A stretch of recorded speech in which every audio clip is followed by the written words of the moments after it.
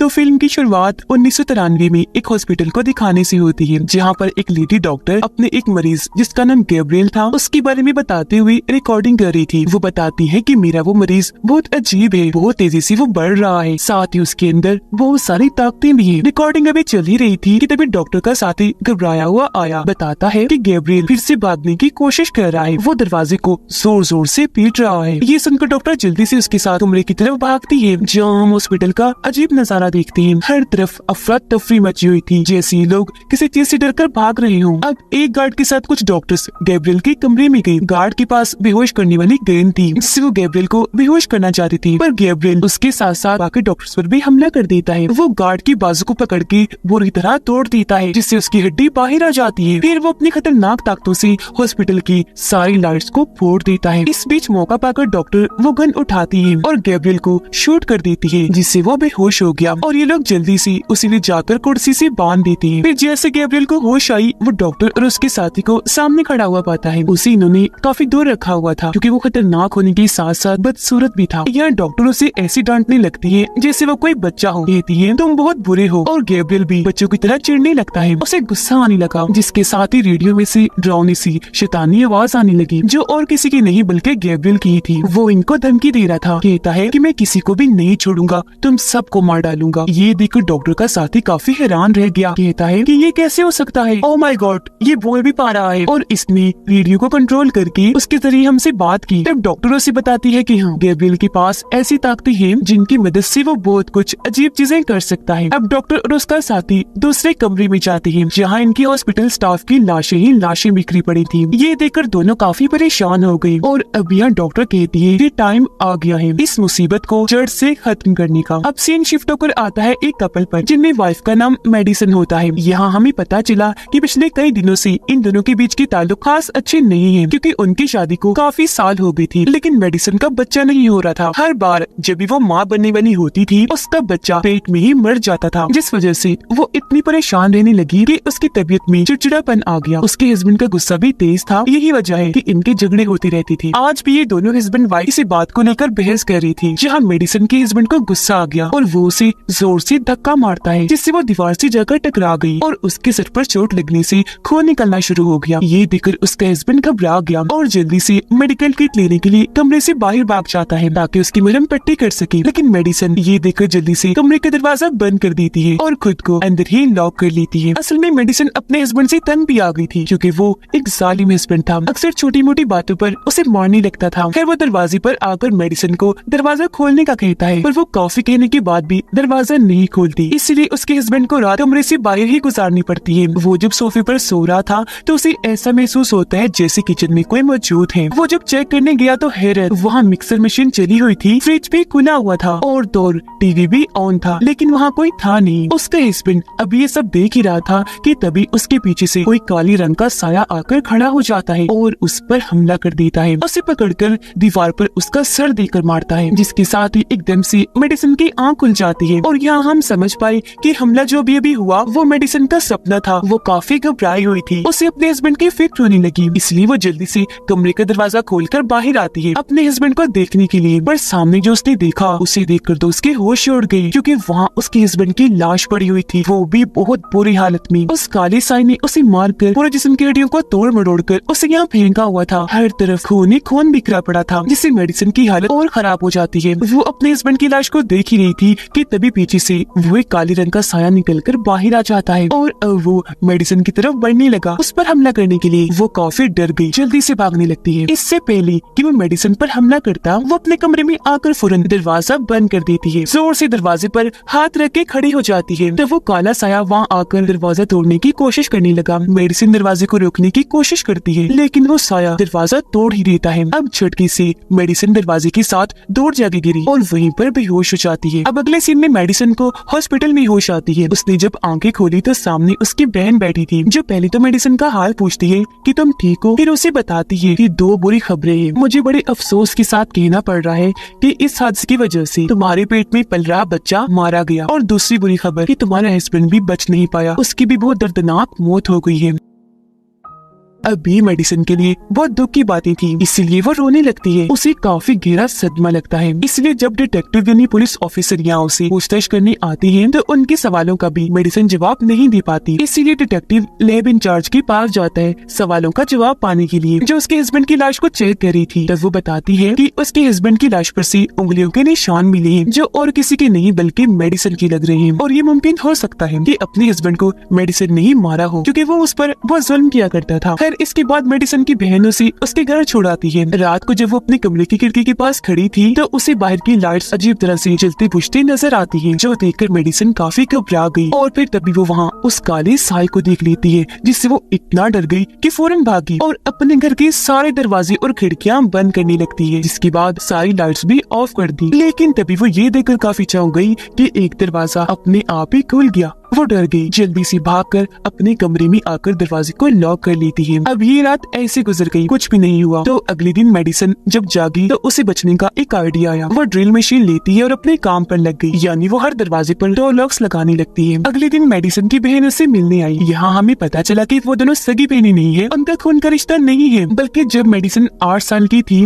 तो उसकी सौतेली बहन के मॉम डैड ने मेडिसिन को गोद ले लिया था। और 8 साल से पहले क्या हुआ वो कोई भी बात मेडिसिन को याद नहीं थी, वो सब भूल चुकी थी। अब हम एक औरत को देखते हैं जो एक टूर गाइड थी, यानी वो लोगों को अंडरग्राउंड एक शहर की सैर करवाने में उनकी मदद करती थी और पूरे सफर में उनको गाइड करती थी। इस वक्त भी वो अपने कस्टमर्स को एक खौफनाक शहर के बारे में बता रही होती है, जिसके साथ ही टूर खत्म होने के बाद सब लोग उसे पैसे देकर वहाँ से जाने लगते हैं। अब एक जगह पर आकर जब वो अपना काम निपटा रही थी तो अचानक वहाँ की सारी लाइट्स जलने बुझने लगती है और देखते ही देखते लाइट्स ऑफ होने लगी। टूर गाइड को लगता है कि वहाँ कोई है, तो वो चेक करने उस तरफ जाने लगी। उसकी नजर जब छत पर गई तो वहाँ एक डरावना सा क्रिएचर बैठा था। इसे देखकर वो बहुत डर गई। इससे पहले कुछ समझ पाती वो झट से नीचे आया, एकदम से उस पर हमला कर देता है। अब जब टूर गाइड को होश आई तो वो खुद को अजीब सी जगह पर बंधा हुआ पाती है। उसके मुंह पर टेप लगाई हुई थी और दोनों बाजों को रस्सियों से बांधा हुआ था। यहाँ एक रेडियो भी रखा हुआ था, जो शुरुआत वाले रेडियो जैसा ही लग रहा था और उसमें वो शैतानी आवाज थी जो हमने शुरुआत में सुनी। और क्योंकि वो आवाज तो गैब्रियल की थी तो यहाँ हमें ये समझने में देर नहीं लगती कि ये क्रिएचर और कोई नहीं बल्कि गैब्रियल ही है। वो फिर टूर गाइड के पास आया और उसे कहने लगता है कि बहुत जल्द मैं तुम्हें भी मार दूंगा, लेकिन तुमसे पहले मुझे उस लेडी डॉक्टर से निपटना है। अब वो लेडी डॉक्टर जब अपने घर में थी तो उसे गैब्रियल की कॉल आती है, जो उसे याद करवाता है कि मैं वही मरीज हूँ जिसे तुमने कैद किया हुआ था, ताकतों वाला, तुम जिसे बच्चों की तरह डांट रही थी। वो अपने बारे में सब बता तो देता है, पर लेडी डॉक्टर समझ नहीं पाती क्योंकि वो पहचान ही नहीं पाती कि ये गैब्रियल ही है। फिर कॉल काटने के बाद वो अपने ऑफिस आकर एक फाइल ढूंढने लगी। उन्हें वो फाइल मिल भी गई, जिसे खोलने पर अंदर से एक छोटी बच्ची की तस्वीर निकलती है, जिसकी उम्र तकरीबन 8 साल थी। मेडिसिन अपने घर में थी कपड़े धोने के लिए। जब वो मशीन खोलती है तो वहाँ उसे लेडी डॉक्टर की परछाई दिखाई देती है, जिससे एकदम डरकर वो पीछे हट गई। जिसके साथ ही मेडिसिन का घर पूरा बदल कर लेडी डॉक्टर के घर में बदल जाता है, यानी वो डॉक्टर के घर पहुँच गई थी। यहाँ भी मेडिसिन उस काले साय को देखती है, जो और कोई नहीं बल्कि गैब्रियल था। वो लेडी डॉक्टर को बालों से पकड़कर जोर से जमीन पर पटक के मारता है, फिर दोबारा डॉक्टर को उठाकर पटक पटक कर इधर उधर दे देकर मारता है। पर मौका पाकर डॉक्टर वहाँ से उठी और भागने लगी। गैब्रियल भी उसके पीछे गया, जिसने हाथ में ट्रॉफी पकड़ी हुई थी। वो डॉक्टर को पकड़कर ट्रॉफी की नोक से उस पर वार कर देता है। फिर कई बार उसने वार किया, सर कोहे को चल के रख देता है, जिससे डॉक्टर की बड़ी दर्दनाक मौत हो जाती है। ये देखकर मेडिसिन काफी डर गई, जोर से चिल्लाने लगती है, जिसके साथ ही उसका ख्याल खत्म हुआ और वापस अपने घर पहुँच जाती है। अब भी वो अपने घर के फ्लोर पर ही खुद को बैठा हुआ पाती है। यहाँ उसे अपने सर पर अजीब सा महसूस हुआ। उसने जैसे हाथ लगाकर चेक किया, उसके सर से खून निकल रहा था। उधर डिटेक्टिव और लैब इंचार्ज लेडी डॉक्टर के घर जाती है, क्योंकि उन्हें डॉक्टर की मौत की खबर मिली थी। लाश को जब ये चेक करने आई तो उसकी मौत बिल्कुल वैसी हुई थी जैसे मेडिसिन ने ख्याल में देखी थी, जिसे गैब्रियल ने डॉक्टर को मारा था। उसका सर कुचला हुआ था। यहाँ उन्हें वो फाइल भी मिल जाती है जो डॉक्टर ने गैब्रियल की कॉल बंद होने के बाद देखी थी, जिसमें 8 साल की बच्ची की तस्वीर थी। वो तस्वीर भी डिटेक्टिव के हाथ लग जाती है, जिसे वो एक आर्टिस्ट को देता है, ये कहते हुए कि इस बच्ची की तस्वीर को 30 साल आगे के टाइम में ले जाओ और फिर उसका प्रिंट हमें निकाल कर दिखाओ कि 30 साल के बाद इसकी शक्ल कैसी दिखती है। यहाँ लैब इंचार्ज डिटेक्टिव को बताती है कि वो लेडी डॉक्टर बच्चों की डॉक्टर थी और बच्चों की सर्जरीज ऑपरेशन करने में काफी माहिर थी, जिस वजह से वो बहुत मशहूर भी थी। अब गैब्रियल वापस अपने ठिकाने पर आ जाता है, जहाँ वो डॉक्टर के घर से अपनी 60 ट्रॉफी का वो नोकदार तेज हिस्सा भी लाया था, जिससे उसने डॉक्टर को मारा था। उसकी मदद से वो अपना हथियार बना रहा होता है। फिर हथियार के तैयार होने पर वो उसे टूर गाइड पर टेस्ट करता है अपना निशाना और अच्छा करने के लिए। अब मेडिसन को जब लेडी डॉक्टर की मौत का पता चला तो हैरान होने के साथ साथ वो काफी दुखी भी हो गई, और क्योंकि काफी थक गई थी तो अपने बिस्तर पर जाकर लेट जाती है, जहाँ उसे फिर से एक ख्याल आने लगता है। इस ख्याल में वो लेडी डॉक्टर के साथी को देखती है जो अपने बिस्तर पर लेटा आराम कर रहा था, जहाँ तभी उनके पास आता है गैब्रियल, जिसने हाथ में वही तेजधार ट्रॉफी वाला हथियार पकड़ा हुआ था। वो डॉक्टर के बहुत करीब आकर बैठ जाता है। डॉक्टर ने जैसे उसे देखा वो चीख मार देता है। तब गैब्रियल वो तेजधार हथियार पहले उसके चेहरे में घुसाता है, फिर बार बार वार करने के बाद सीने में भी घुसा देता है, और ऐसी डॉक्टर की मौत हो जाती है। ये ख्याल देखते ही मेडिसन काफी डर गई, उसकी आँख खुल गई, जहाँ वो जोर जोर से चिल्ला रही होती है। यहाँ वो पहली बार गैब्रियल का चेहरा देख पाती है जो बहुत ही डरावना बदसूरत था, जो देखकर तो उसकी हालत इतनी खराब हो गई कि वो फौरन उठकर चीखने लगती है। वो खुद को अपने कमरे में पाती है, जहाँ ख्याल से बाहर आने की बात उसकी तकिए पर खून पड़ा हुआ था। अब उसके चिल्लाने की आवाज सुनकर उसकी बहन फौरन यहाँ आई। तब मेडिसन उसे बता देती है कि मुझे काफी अरसे से बहुत डरावने से ख्याल आ रही है, और जो कुछ भी मैं ख्यालों में देखती हूँ वो हमेशा सच हो जाता है। जिसके बाद ये दोनों बहनें पुलिस स्टेशन गयी। यहाँ इनकी मुलाकात डिटेक्टिव और लैब इंचार्ज से हुई। यह मेडिसन उन्हें भी बताती है कि मेरे डरावने ख्याल सच हो जाते हैं। मैंने लेडी डॉक्टर की साथी की मौत का भी कुछ देर पहले ही ख्याल देखा, जो हॉस्पिटल के सामने वाली बिल्डिंग में हुआ, जहाँ वो रहा करती थी। अब ये सुनकर ये लोग जल्दी से उनके घर जाते हैं, जहाँ सच में डॉक्टर साथी की लाश मिल जाती है। वो भी बिल्कुल वैसी जैसे उसने ख्याल में देखी थी, जैसे गैब्रियल ने उनके चेहरे पर वार किया था। उनके चेहरे की बुरी हालत थी और पूरा बिस्तर खून से तर था। ये देखकर डिटेक्टिव और लैब इंचार्ज काफी दंग रह गए, जिसके बाद वापस पुलिस स्टेशन आ जाती है। मेडिसन और उसकी बहन को कहती है कि आप कुछ देर यहाँ पुलिस स्टेशन में ही रुक जाइए, कुछ पूछताछ करनी है। अब जब मेडिसन वॉशरूम में जाती है तो एक अनजान नंबर से उसके पास कॉल आती है, जो गैब्रियल की थी, जिसमें वो कहता है कि तुम्हारा नाम मैं अपनी मर्जी से रखूंगा, क्योंकि तुम मेरी बहन हो, मैं तुम्हारा भाई हूँ, और अब मैं इतने सालों के बाद वापस लौट आया हूँ तुम्हारा और अपना बदला लेने के लिए, जिसमें मैं मासूम और गुनाहगार लोगों सबको मारूंगा। ये सुनकर मेडिसन काफी घबरा गई। वो अपनी बहन के पास आई और ये दोनों फौरन पुलिस स्टेशन से चली जाती है। उनके जाने के बाद डिटेक्टिव आर्टिस्ट की भेजी हुई फाइल देखने लगता है, जिसमें उसने बच्चे की तस्वीर को बदल दिया था। यहाँ हम ये देखकर काफी दंग रह जाते हैं कि 30 साल आगे के टाइम में उस बच्चे की तस्वीर को बदलकर मेडिसन का चेहरा सामने आता है। अब वो दोबारा से इस फाइल को पढ़ता है, जहाँ उसे पता चला कि मेडिसन की सौतेली मोम ने उसका इलाज करवाने के लिए उसे लेडी डॉक्टर की हॉस्पिटल में दाखिल करवाया था। इस लेडी डॉक्टर की अब मौत हो गई है, जहाँ मेडिसन का इलाज उस लेडी डॉक्टर के साथ साथ उसके 2 साथियों ने किया था। पर अब क्योंकि लेडी डॉक्टर और उनकी एक साथी की तो मौत हो गई है, तो जो तीसरी डॉक्टर थी जो अभी जिंदा थी, वह डिटेक्टिव को सारी सच्चाई बता सकती थी। इसी सोच के साथ डिटेक्टिव उस डॉक्टर से मिलने उनके घर के लिए निकल जाता है। मेडिसन और उसकी बहन अपने मोम के पास पहुंची, जहां उनकी मोम बताती है कि जब मेडिसन छोटी थी तो इसका एक ख्याली दोस्त था जो सिर्फ इसी नजर आता था, जिसका नाम गैब्रियल था। उनका ये बताना ही था कि फिर से मेडिसन को ख्याल नजर आता है, जिसमें वो तीसरी डॉक्टर के पास गैब्रियल को देखती है, जो डॉक्टर को मारने आया था जब वो बाथ टब में लेटे नहा रही थी। इतनी ही देर में यह डिटेक्टिव भी आ गया, जो गन को सामने करते हुए डॉक्टर की तरफ बढ़ रहा था, लेकिन तभी ऊपर से गैब्रियल आकर उस पर हमला कर देता है और उसे नीचे लिटा लेता है। यह डिटेक्टिव भी उसका इतना भयानक चेहरा देखकर डर गया, जिससे वो बेकाबू हो गया। इस चीज का फायदा उठाकर गैब्रियल उस पर बार बार वार करने की कोशिश करता है, लेकिन हर बार वो बचता रहता है। फिर डिटेक्टिव उस पर वार करके दूर फेंक के मारता है और अंधाधुंध गोलियां उस पर चलाने लगता है, लेकिन गैब्रियल किसी तरह यहाँ से भाग जाता है। हालांकि डिटेक्टिव उसके पीछे गया, लेकिन वो फिर भी उसके हाथ नहीं लग पाया। अब डॉक्टर की जान तो बच गई, लेकिन इसी के साथ मेडिसन अपने ख्याल से बाहर आ जाती है। अगले दिन डिटेक्टिव और लैब इंचार्ज अपने साथ एक दिमाग के डॉक्टर को लाती है, ताकि वो थेरेपी करके मेडिसन की पुरानी यादों को खोल सके, जो सारी चीजें वो भूल चुकी है। थेरेपी के दौरान मेडिसन बताती है कि जब मैं छोटी थी तो गैब्रियल की हरकतों की वजह से मुझे डांट पड़ती थी। वो मुझसे उल्टे सीधे काम करवाया करता था, जिसके साथ ही मेडिसन यहाँ अपने बचपन की एक कहानी सुनाती है कि एक दिन मेरे पास गैब्रियल की कॉल आई, जिसने मुझे कहा कि अपनी आंखें बंद करो, तुम्हारे सामने एक केक रखा है, जिसे तुम बड़े से चाकू से काट कर अपने मोम को दो। पर जब मैंने आंखें खोली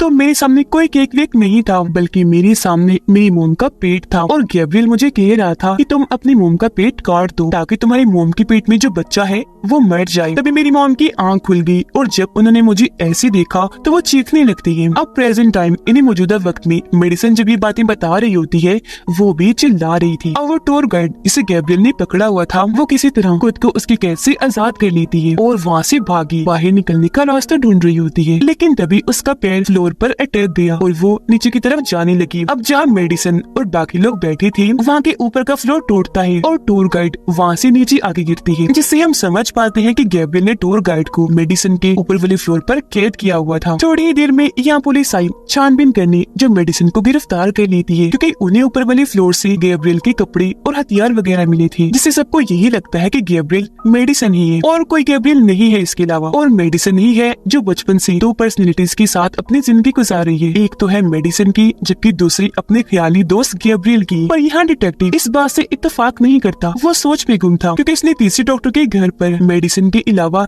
गैब्रियल को देखा था। गिरफ्तार करने के बाद डिटेक्टिव और लैब इंचार्ज मेडिसिन से पूछताछ करने लगी, जहाँ वो बताती है कि गैब्रियल बहुत खतरनाक है। पूछताछ चल ही रही थी कि तभी डिटेक्टिव के पास गैब्रियल की कॉल आती है, जो अब खुद बताता है कि हाँ मैं मेडिसिन का ख्याली दोस्त हूँ। तभी यहाँ मेडिसिन जोर जोर से चिल्लाने लगी, जिस वजह से आसपास के सारे बल्ब टूट जाते हैं और अब मेडिसिन को सेल में बंद कर दिया जाता है। मेडिसिन की सौतेली बहन अपनी मोम से उस हॉस्पिटल का एड्रेस लेती है जहाँ बचपन में मेडिसिन को इलाज के लिए दाखिल करवाया था, यानी लेडी डॉक्टर की हॉस्पिटल। अब वैसे तो ये हॉस्पिटल बंद हो गया था, पर उसकी बहन को भरोसा था कि वहाँ से जरूर कुछ तो पता लगेगा, तो इस भरोसे के साथ ही वो हॉस्पिटल के लिए निकल जाती है।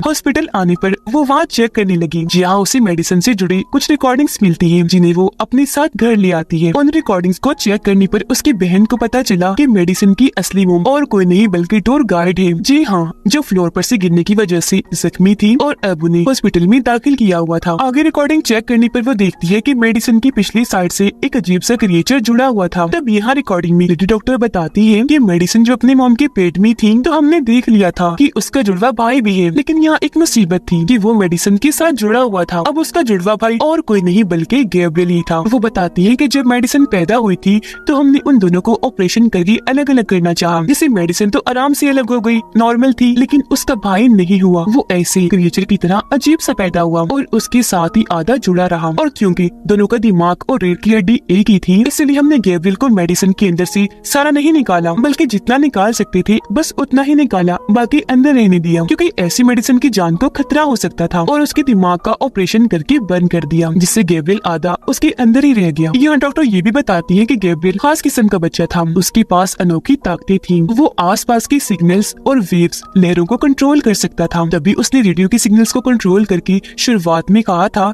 कि मैं तुम सबको मार दूंगा। फिर एक दिन गैब्रियल ने मेडिसिन को कंट्रोल करके हॉस्पिटल में तबाही मचा दी। इन्हीं शुरुआत में और डॉक्टर जिस मुसीबत को जड़ से खत्म करने की बात कर रही थी वो और कोई नहीं बल्कि गैब्रियल था। इससे वो आधा तो निकाल पाई, लेकिन दिमाग को अलग करने में नाकाम रही। अब गैब्रियल हमेशा से ही मेडिसिन के दिमाग में रहा और जब जब मेडिसिन ख्यालों में गैब्रियल को देखती है वो सब कुछ असल में गैब्रियल का ही दिमाग कर रहा होता है, क्योंकि दोनों का दिमाग एक जो था, बस जिस मेडिसिन का होता है। और उस दिन जब उसके हस्बैंड ने उसे दीवार से देकर मारा, जब सर से उसका खून निकलने लगा, उस दिन से ही गैब्रियल दोबारा जाग गया। ये सारी रिकॉर्डिंग्स देखने के बाद उसकी बहन डिटेक्टिव से मिलने के लिए निकल जाती है ताकि उसे सारी सच्चाई बता सके। उधर मेडिसिन जो अपने सेल में बंद थी तो सेल की बाकी लड़कियां उसे परेशान करने लगी, जिसके बाद वो उसे मारने लगती है। ऐसा होने से मेडिसिन की तबीयत खराब होने लगी, उसके मुंह और सर से खून बहने लगता है, आसपास की लाइट्स भी खराब होने लगती है। यहाँ हम पहली बार ये भयानक नजारा देख पाते हैं कि मेडिसिन की सर से उसका सर चीरकर गैब्रियल बाहर आ रहा है, जो पूरी तरह मेडिसिन को अपने कंट्रोल में कर लेता है और वो खुद ही अपना सर चीरने लगती है। ये देखकर सारी लड़कियों का बुरा हाल हो जाता है, वो डर की वजह से चिल्लाने लगती है। वो अब गैब्रियल के कंट्रोल में थी, जो एक लड़की के पास जाकर उसकी गर्दन पर मारती है, जिससे उसका खून निकलने लगता है। फिर एक एक करके जो कोई भी उसके पास आ रहा था बड़ी आसानी से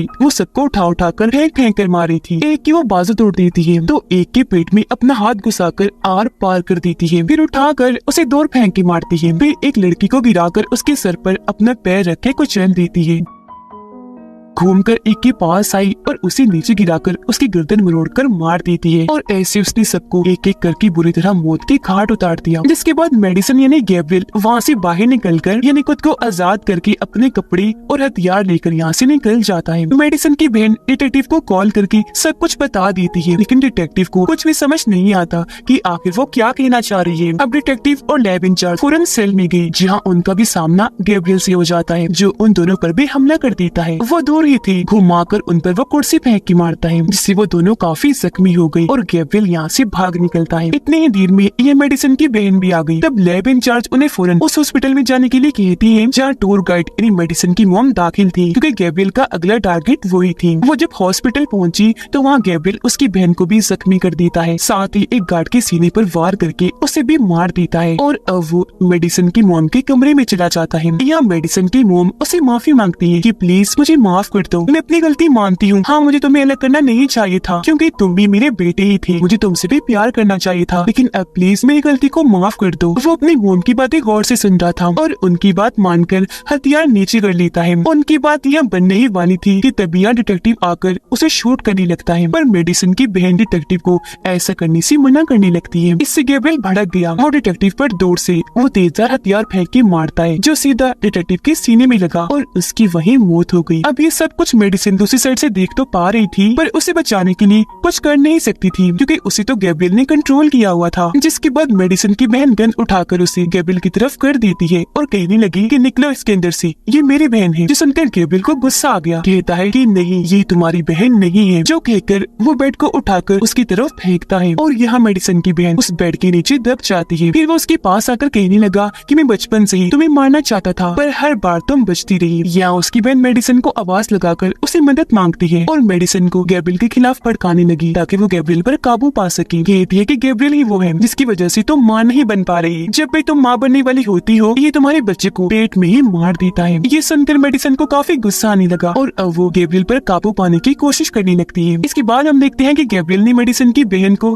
गन से शूट करके पहले उसे मारा, फिर मेडिसन की मॉम का गला घोंटकर उनकी भी जान ले ली। जिसके बाद गैब्रियल अपने सामने मेडिसन को पाता है, क्योंकि मेडिसन ने आखिरकार अपने दिमाग पर काबू पा ही लिया था और अब सब कुछ उसके हिसाब से हो रहा था। यानी कि मेडिसन की बहन और उसकी मॉम की मौत बस एक ख्याल थी, जो मेडिसन अब गैब्रियल को दिखा रही थी, जैसे वो पहले मेडिसन को दिखाया करता था, क्योंकि असल में उसकी मॉम और बहन जिंदा थी। यहाँ वो पहली बार गैब्रियल की आंखों में आंखें डालकर उसे बात करती है, कहने लगी कि मेरे जिस्म और दिमाग पर सिर्फ मेरा हक है और अब से इन पर सिर्फ मेरा ही कंट्रोल होगा, और अगली बार अगर तुमने फिर से मुझे कंट्रोल करने की कोशिश की तो सुन लो, मैं भी उसके लिए तैयार हूँ। उसका ये कहना ही था कि मेडिसन का खुला हुआ सर बंद हो गया और वो वापस अपने होश में आ गई और अब उसने गैब्रियल को अपने अंदर से निकाल कर हमेशा हमेशा के लिए जेल में बंद कर दिया था। होश में आने पर वो अपनी बहन को बेड के नीचे से निकालती है, जो कब से वहाँ दबी हुई थी पर खुशकिस्मती से जिंदा थी। उसकी जान बचाने के बाद मेडिसन उसे गले से लगा लेती है, कहने लगी कि सिर्फ खून के रिश्ते ही सब कुछ नहीं होते, बल्कि हमेशा वो आपकी होती है जो आपके साथ रह रही है, आपका ख्याल रखती है, और तुम ही मेरी बहन हो, हमेशा रहोगी। बेशक हमारा खून एक नहीं, मैं हमेशा तुमसे प्यार करूंगी, तुम मेरी बहुत अच्छी बहन हो। ये बातें करते हुए दोनों बहनें जज्बाती हो गई और एक दूसरे के गले से लगकर रोने लगती है। उनकी मॉम भी उन्हें देखकर काफी खुश हो रही थी, क्योंकि अब वो गैब्रियल से आजाद थी और हमेशा अपनी जिंदगी हंसी खुशी गुजारेंगी। और इसी के साथ इस फिल्म की कहानी इधर ही खत्म हो जाती है।